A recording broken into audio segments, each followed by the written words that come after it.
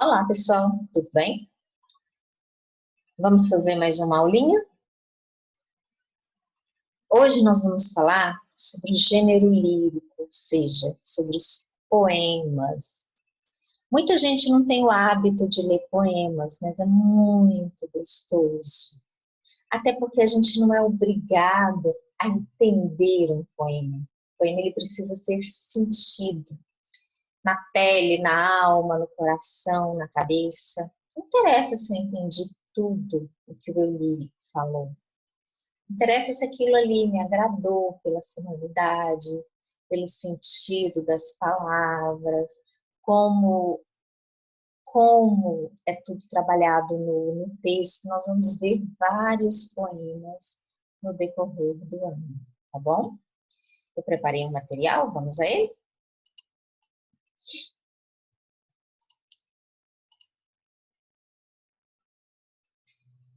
Então, nós vamos falar especificamente do gênero lírico.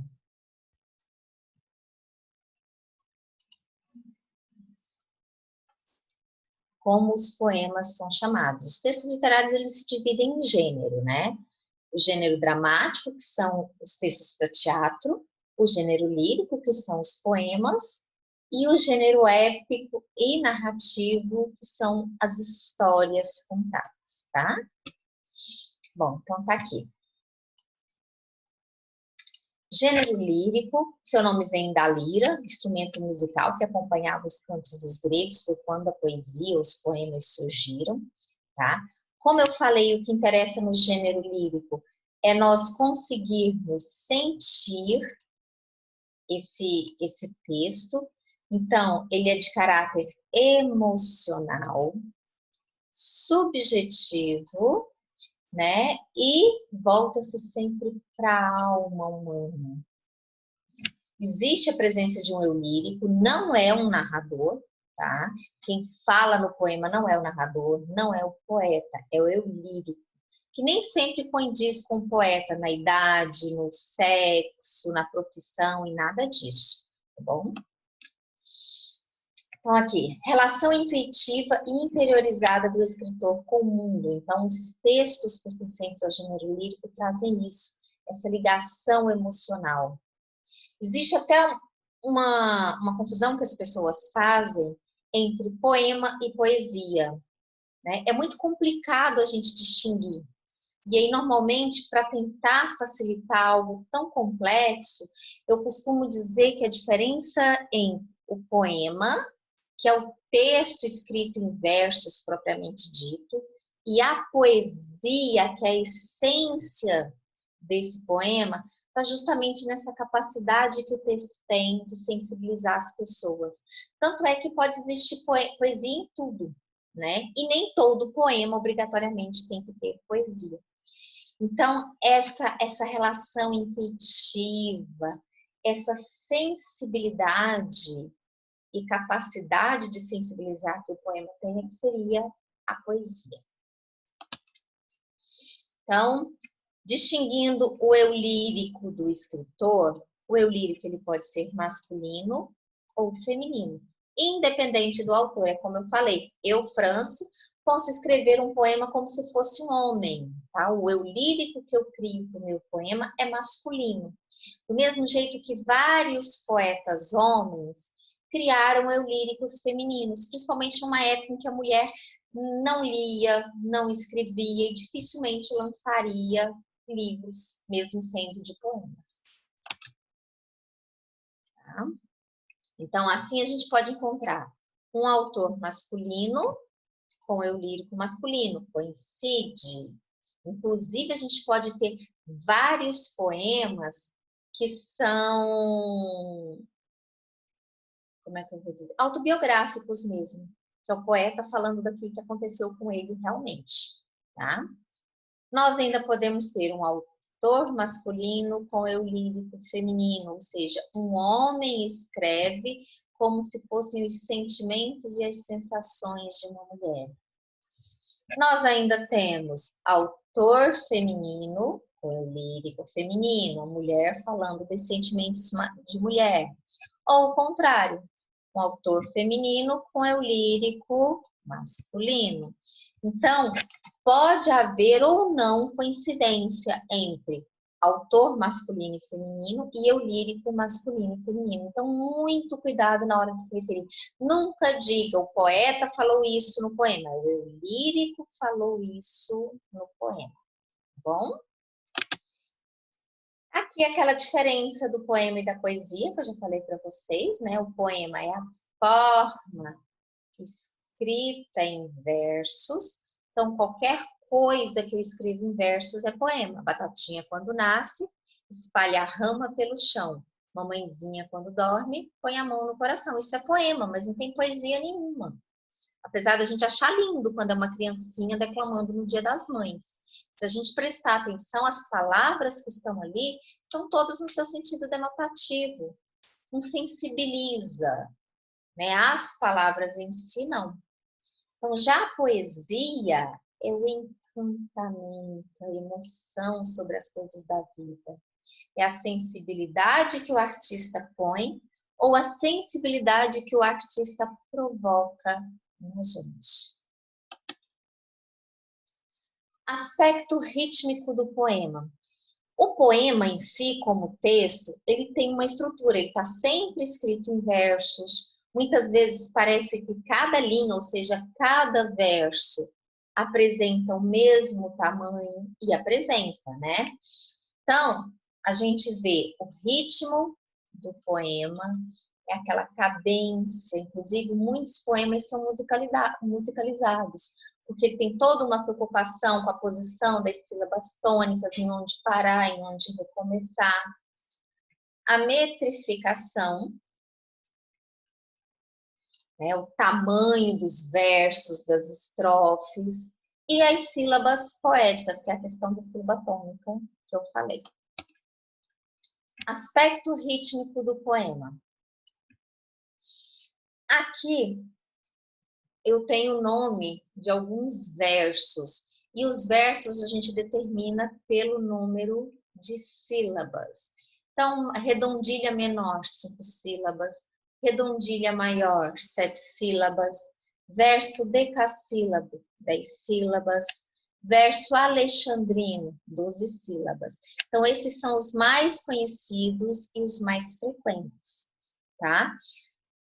Mas a gente tem versos com todo tipo de quantidade de sílaba.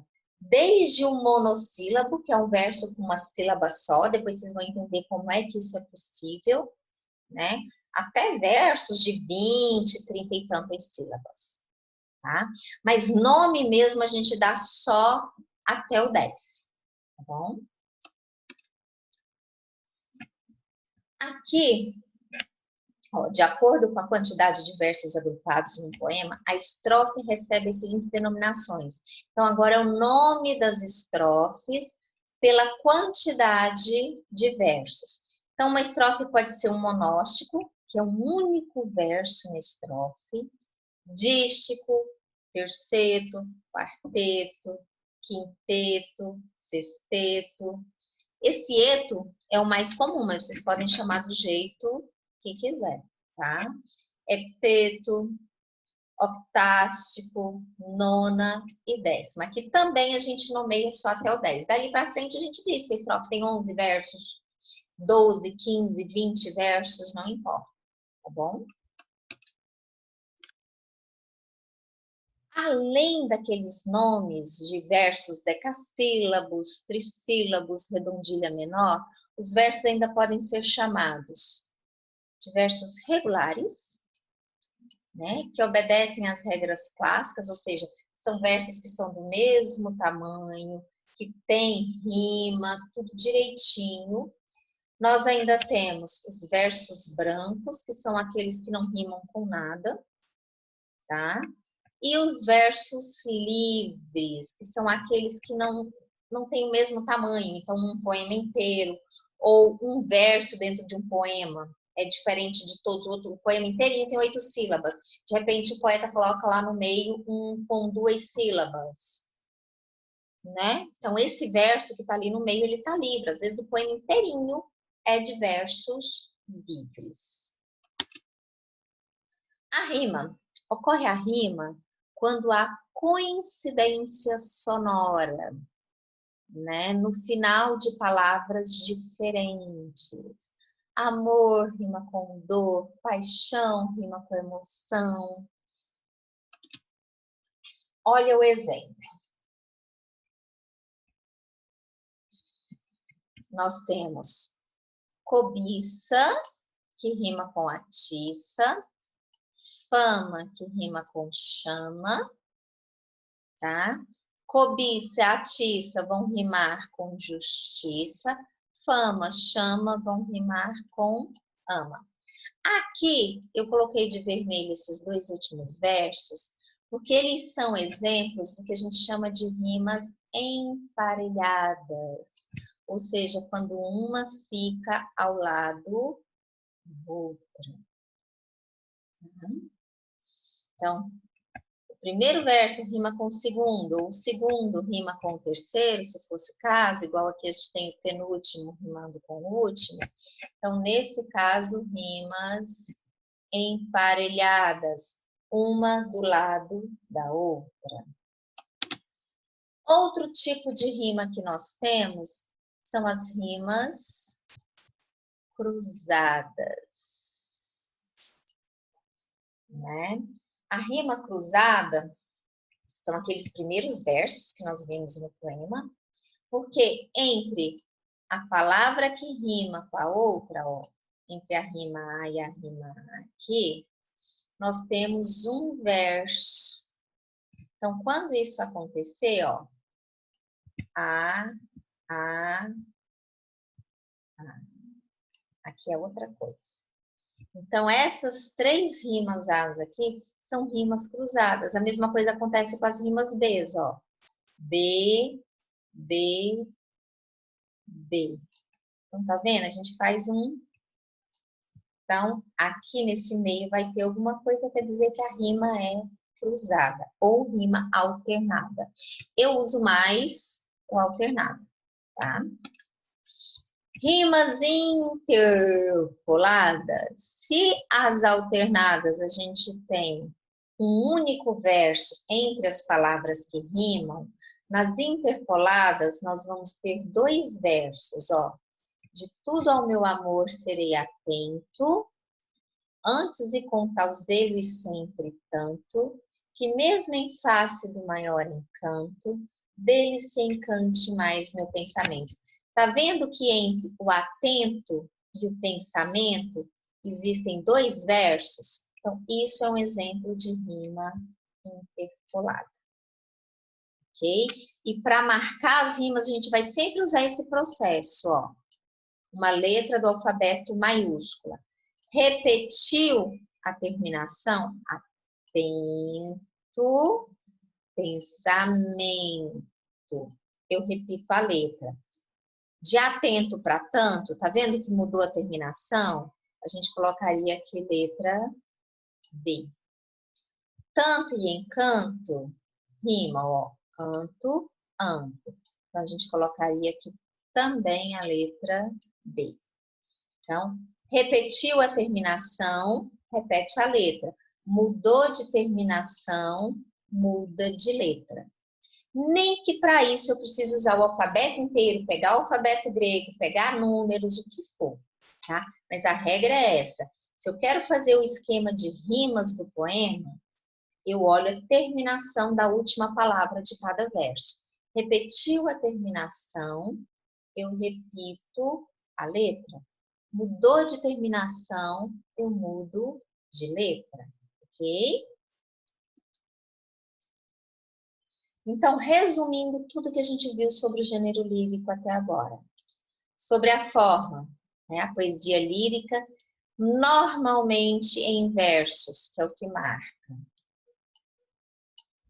Predominância da subjetividade, aquilo que eu falei. Para ter poesia, para ser considerado pertencente realmente ao gênero lírico, o texto precisa sensibilizar o leitor de alguma forma ou mostrar a sensibilidade do eu lírico, tá? aqui acabou ficando emendado, expressa algo, né? Algum tipo de sentimento, de sensação, de pensamento. Pode, inclusive, expressar loucuras e assim por diante, tá? E é sempre a visão do eu, por isso a expressão eu lírico, sobre o mundo e sobre si mesmo, ok? Quero mostrar aqui para vocês, porque eu vou ensinar como é que vocês contam as sílabas poéticas, tá? Porque se a gente contar, cadê? Deixa eu pegar esse aqui. Se nós formos contar aqui, fazer a divisão de sílaba, ó, deixa eu colocar uma barra aqui. Presta atenção, ó. De, tu, dual, meu, amor. Opa. Se,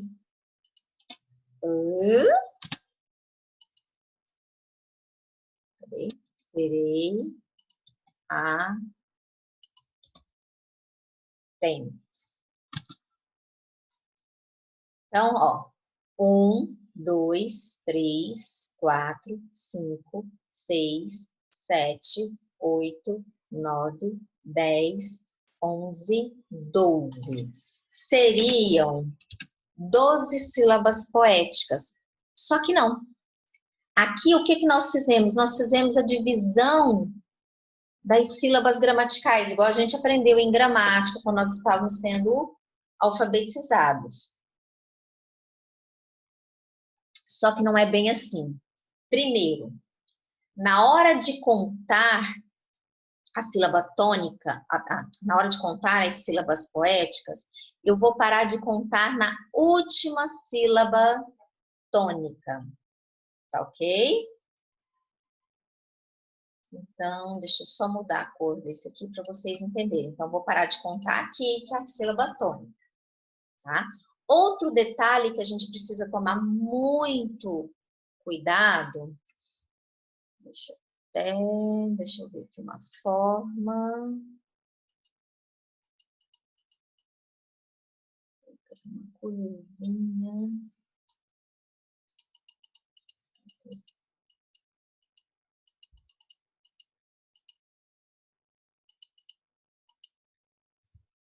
Esse aqui dá.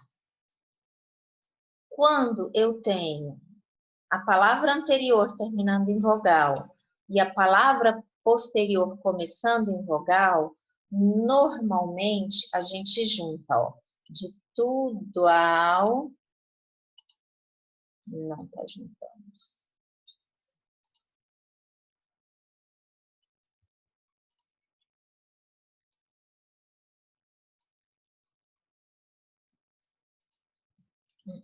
Não adianta.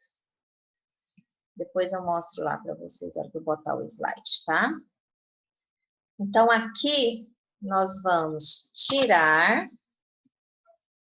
esse aqui, ó, de tudo ao meu a, meu a. Observem bem a minha boca na hora que eu pronuncio, ó. De tudo ao. Tá vendo que aqui na minha pronúncia saiu emendado? Já que meu a, então aqui eu mantenho a separação. E aqui, ó, sereia, aqui também eu mantenho a separação. Então, se a gente fizer a recontagem, o que nós teremos? 1, 2, 3, 4, 5, 6, 7, 8, 9, 10. Então, nós não temos 12 sílabas poéticas. Nós temos 12 sílabas gramaticais, porém, nós temos apenas 10 sílabas poéticas. Vou botar isso aqui em maior para eu conseguir escrever com a minha mão mesmo, para vocês entenderem o restante, tá bom? Bom, vamos lá, deixa eu pegar um lapisinho aqui. Deixa eu ver a cor da tinta, para ficar bem, acho que a preta aqui vai ser legal. Então, ó, de tu Do ao meu amor serei atem, parei aqui. Antes e com tal lui sempre. Quando forem vogais iguais, é certeza que vai emendar. Quando é que eu não emendo? Se vocês observarem aqui, tônico, né? Então, quando a primeira for tônica, não dá para emendar. Aqui também a vogal é tônica, por isso que a gente não consegue fazer essa emenda. Tá ok? Então, nós temos duas maneiras de observar se nós vamos emendar ou não essas vogais. Primeiro, se eu souber identificar bem o que é tônico e átono, o que eu tenho? Quando eu tenho duas vogais átonas, eu faço obrigatoriamente a emenda. Quando a primeira vogal é tônica, eu não consigo fazer essa emenda. A segunda forma de perceber isso é pela pronúncia. Ó, de tudo ao, tá vendo? De tudo ao, eu movimentei a boca uma vez só. Já que meu a, tá vendo que eu fiz o movimento com a boca duas vezes? Isso me garante a separação de sílaba. Vamos continuar? Então, aqui contando, só para a gente ver. 1, 2, 3, 4, 5, 6, 7, porque a gente emendou, né? 8, 9. E aí, parando aqui na sílaba tônica, 10. Vamos lá na primeira. De novo. Que, mesmo em, aqui eu preciso emendar, face, do, mai, or, em, can. Sílaba tônica tá aqui.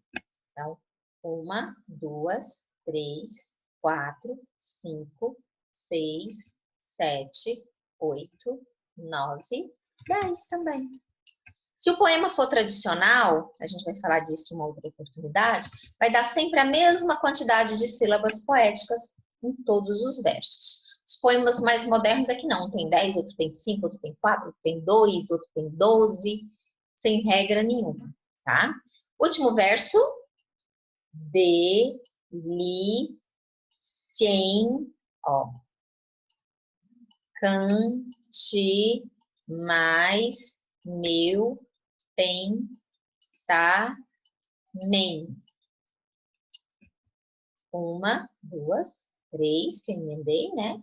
4, 5, 6, 7, 8, 9, 10. Ok? Toda vez que nós formos trabalhar com poema, a gente vai fazer isso daqui para aprender. Tá? Eu sou obrigada a fazer essa separação de sílaba, a colocar A, B, B, A em todos os poemas para ver a rima? Não. Tá? Mas quando a gente for fazer uma análise estrutural do poema, isso é necessário. Porque como é que eu vou ter certeza se eu tenho versos decassílabos, se eu tenho um quarteto, se as minhas rimas são interpoladas, alternadas? Então, tudo isso, às vezes, aparece em questões de interpretação de texto. E se eu não souber, eu não vou saber se aquilo ali é verdadeiro ou falso. Mas o mais importante no estudo do gênero lírico será sempre a percepção da poesia, tá? É a nossa capacidade de nos sensibilizarmos com o texto, sentir o que o eu lírico está sentindo. Ou às vezes até ser contrário àquilo que o eu lírico está sentindo. Ficar com raiva do que o eu lírico está dizendo. Tudo isso é possível. Então, sempre que a gente for trabalhar um texto lírico, a primeira coisa é nos abrirmos, né? É deixar a nossa sensibilidade fluir junto com as palavras do poema. Tá bom, meus amores? Por hoje é só. Parece complicado, mas não é.